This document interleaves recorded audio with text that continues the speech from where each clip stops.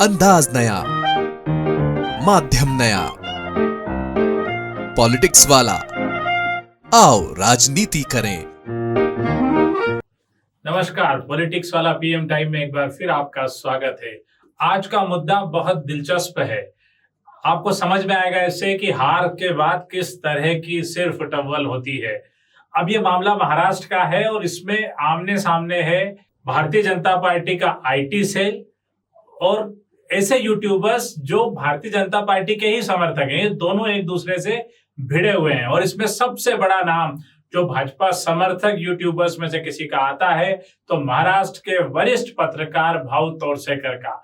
अब भाऊ तोरसेकर के एक बयान, एक शो के बाद एक उनके जो प्रतिपक्ष नाम का यूट्यूब है उस पर उन्होंने एक शो किया और जिसमें उन्होंने ये कहा कि भाजपा के आईटी सेल की वजह से भाजपा महाराष्ट्र में बड़ी संख्या में सीटें हारी और उसका ग्राफ नीचे गिर गया। और वहाँ हमारे मित्र है संजय दीक्षित, जयपुर डायलॉग चलाते हैं।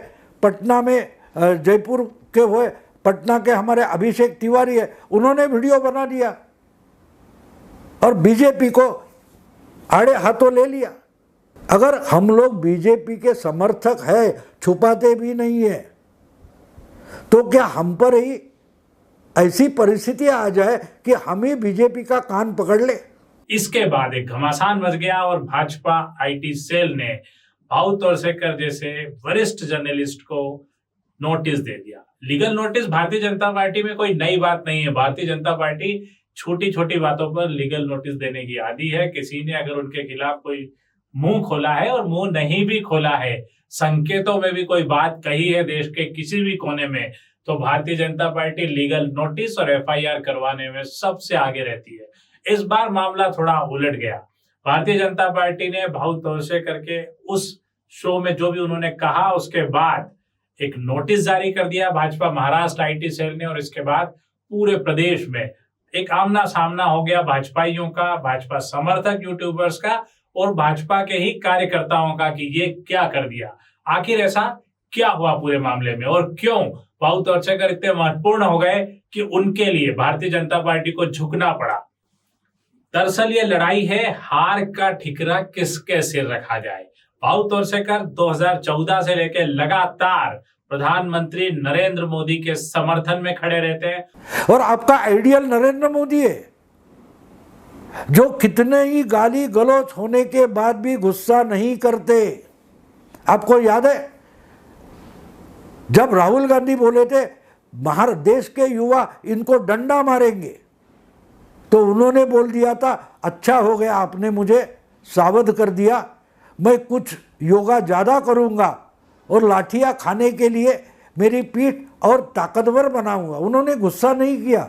उनका हर वीडियो मोदी के पक्ष में होता है, चाहे कोई भी बात हो। वे हमेशा विपक्ष यानी कांग्रेस और एनसीपी यानी महाराष्ट्र की सभी पार्टियों को कोसते रहते हैं। पहले वे शिवसेना के साथ दिखते थे, लेकिन जब से शिवसेना ने भाजपा से नाता तोड़ा है वे उद्धव ठाकरे को भी नहीं बख्शते। यानी कुल मिलाकर भाऊ तोरसेकर के वीडियो बड़े चर्चित हैं, बड़े लाखों व्यू आते हैं, लेकिन उनका उद्देश्य सिर्फ और सिर्फ भाजपा और नरेंद्र मोदी की तारीफ करना होता है। अगर आप बीजेपी में हो, बीजेपी में किसी विभाग में पदाधिकारी बनकर काम कर रहे हो, तो आपको मोदी जी का वो बर्तन है उससे कुछ सीख लेनी चाहिए कि गुस्से से और झगड़ा करने से काम नहीं बनता। 2002 से लेकर 2024-22 साल हो गए, गाली गलौज जारी है, लेकिन उसी की सीढ़ी बनाकर ये इंसान प्रधानमंत्री पद तक पहुंचा है, तो उसका अनुकरण करो, उसका अनुसरण करो।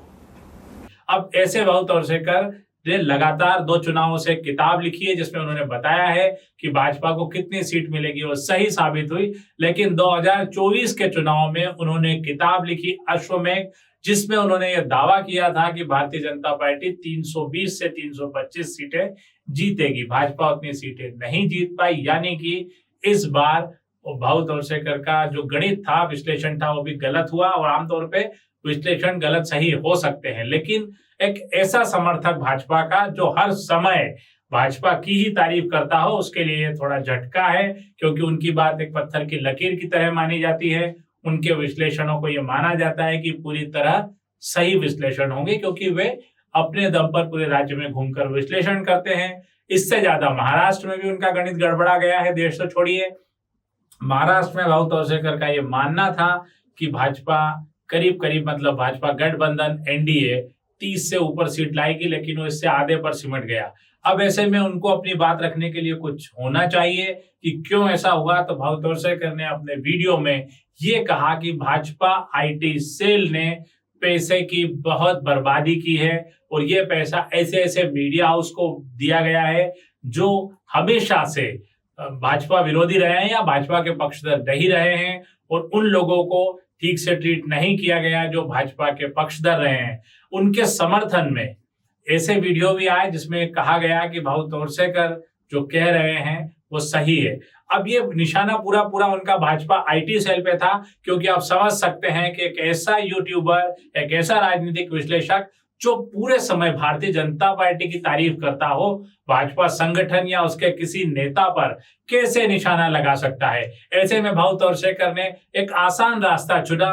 उन्होंने आईटी सेल को इस हार के लिए निशाने पर लिया। इस निशाने के साथ उन्होंने ये भी साबित किया कि मेरी भविष्यवाणी सही होती यदि भाजपा आईटी सेल ठीक ढंग से काम करता। अब आईटी सेल को निशाने पर लिया गया, ऐसा ही जैसे आईटी सेल तो ट्रोल होता ही रहता है। तो भाऊ तोरसेकर ने कहा कि आईटी सेल ने बड़ी गड़बड़ियां की है, गलत लोगों को चुना है, गलत लोगों के इंटरव्यू कराए हैं, और जो पैसा ग्राउंड पे कार्यकर्ताओं तक जाना था या दूसरे यूट्यूबर्स के पास जाना था, वो आईटी सेल ने उड़ा दिया, इधर उधर कर दिया, और वो पैसा सही जगह उपयोग नहीं हुआ। इस पर भाजपा आईटी सेल की प्रमुख श्वेता शालिनी का नाराज होना, जाहिर है वो नाराज होंगी, क्योंकि उनके ऊपर पैसे के गबन के साथ साथ हार का ठिकरा फोड़ा जा रहा था। श्वेता शालिनी ने तत्काल एक लीगल नोटिस भाऊ तोरसेकर को दिया। उस लीगल नोटिस को उन्होंने ट्वीट भी किया, और इस ट्वीट के बाद महाराष्ट्र की राजनीति में हड़कंप मच गया। महाराष्ट्र की राजनीति यानी कि ऐसे समर्थक जो भाऊ तोरसेकर को भाजपा ही मानते हैं, उनका मानना है कि भाऊ तोरसेकर भाजपाई हैं और हमारे लिए ही काम करते हैं। अब आप सोचिए कि एक ऐसा यूट्यूबर जो भाजपाई हो, उसके सामने भाजपा आईटी सेल खड़ा हो जाए तो क्या होगा। एक ही पक्ष की लड़ाई है, और जब हार होती है किसी पार्टी की तो इस तरह का गुस्सा दिखाई देता है। हालांकि यहाँ पर भाजपा आईटी सेल ने भी अपना आपा खो दिया। उसे थोड़ा और इंतजार करना था।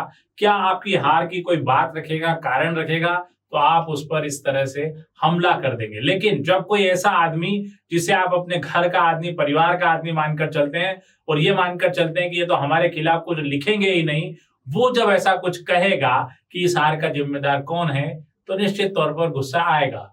भाऊ तोरसेकर को लीगल नोटिस मिलते ही पूरे महाराष्ट्र के मीडिया, खासकर यूट्यूबर्स जो उनके भी समर्थक हैं और भाजपा ही समर्थक हैं, सामने आ गए। उन्होंने दबाव बनाना शुरू किया। कुछ यूट्यूबर्स ने ये तक कहा कि पैसा गलत यूट्यूबर्स और गलत मीडिया संस्थानों को दिया गया, जिसका नुकसान हुआ। एक्सेस बड़े नेताओं की गलत जगह दी गई और इस वजह से भाजपा को नुकसान हुआ। लोगों ने, इवन भाजपा कार्यकर्ताओं ने भी ये सब कहा कि ये क्या तमाशा है, भाऊ तोरसेकर को नोटिस दे दिया, वो तो हमारे आदमी हैं, हमारे लिए काम करते हैं। आप समझिए कि एक वरिष्ठ पत्रकार के बारे में ये सुनना कितना रोचक लगता है कि भाजपा का कार्यकर्ता भी ये कहता है कि वो तो हमारे आदमी, हमारे लिए काम करते हैं। इस बात पर महाराष्ट्र में जंग छिड़ गई और एक तरह से सोशल मीडिया की प्रमुख श्वेता शालिनी को झुकना पड़ा।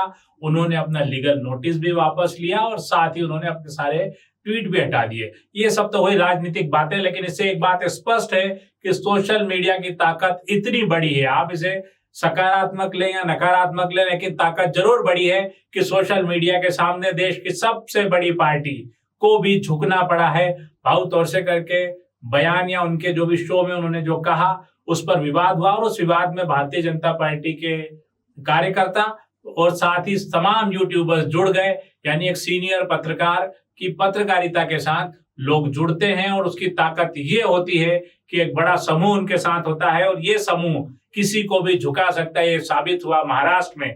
अगली बार हम फिर देखेंगे कि कैसे भाऊ तोरसेकर के वीडियो पर होते हैं और दूसरे यूट्यूबर्स उस पर क्या प्रतिक्रिया करते हैं। ये मामला आगे कहां तक जाएगा, क्या भाजपा अपने किसी आईटी सेल के व्यक्ति पर कार्रवाई करेगा, क्या भाजपा का कोई बड़ा नेता भाऊ तोरसेकर से माफी मांगेगा, या और पलटवार होंगे, जैसे कि भाजपा करती है आमतौर पर, वो किसी को बर्दाश्त नहीं करती है। और महाराष्ट्र में चुनाव सामने है और अगर बाबू तोरसेकर वाला मामला तूल पकड़ता है तो भारतीय जनता पार्टी को बड़ा नुकसान हो सकता है। आज के लिए इतना ही। अगली बार फिर एक नए विषय के साथ आपसे रूबरू होंगे। तब तक के लिए धन्यवाद, शुक्रिया। हमारे चैनल को लाइक और सब्सक्राइब करना न भूलें।